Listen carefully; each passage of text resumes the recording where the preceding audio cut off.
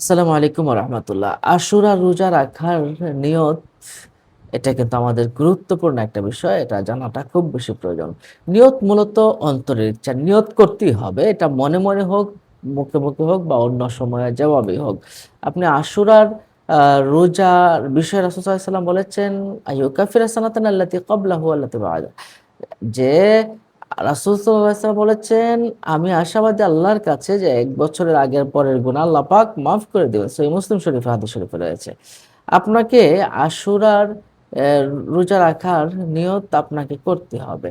আপনি এটা সুবহে সাদিক থেকে নিয়ে, যদি আপনি মনে না থাকে তা দুপুরের পর্যন্ত আপনি যদি না খেয়ে থাকলেও আপনি নিয়ত করতে পারবেন এবং আপনার রোজা হয়ে যাবে। কিন্তু দুপুরের পর থেকে নিয়ে আপনি যদি সারাদিন এমনিতেই অযথা না খেয়ে থাকলেন, পরে দুপুরের পরে আপনি নিয়ত করে করলেন যে যাক, যেহেতু খাই নাই তাহলে রোজা রেখে ফেলি, তাহলে কিন্তু আপনার রোজাটা কিন্তু হবে না।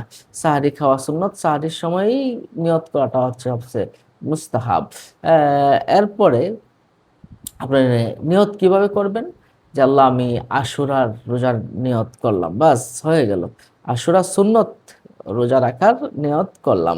যারা মুখে বা আরবিতে উচ্চারণ করতে চান, তারা এভাবে উচ্চারণ করতে পারেন। উচ্চারণ করা মুস্তাহাব। তারা আরবিতে যারা না পারেন বাংলাতে বললেও কিন্তু হয়ে যাবে। নাওয়াইতু আন আসুমা গাদাম মিন সুন্নতি আশুরা লিল্লাহি তাআলা। নাওয়াইতু আন আসুমা গাদাম মিন সুন্নতি আশুরা লিল্লাহি তাআলা। আমি আল্লাহর সন্তুষ্টির জন্য আশুরা সুন্নত রোজা রাখার নিয়ত করলাম। বাস আপনার রোজার নিয়ত কিন্তু হয়ে গেল।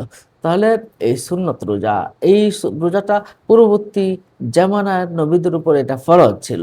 পরে যখন রমজানের রোজা আসলো তখন থেকে এটা আমাদের জন্য এই রোজাটা সুন্নত হয়ে যায়। পরে রমজানের রোজা আল্লাহ পাক আমাদেরকে ফরজ করে দেন। আসুন আমরা এভাবে পড়ি। আর যারা ইফতারি করবেন খেজুর মুখে দেওয়ার আগে আপনি পড়বেন আল্লাহুম্মা লাকা সুমতু ওয়া আলা রিজকিকা আফতারতু। আজ এ পর্যন্ত। আসসালামু আলাইকুম।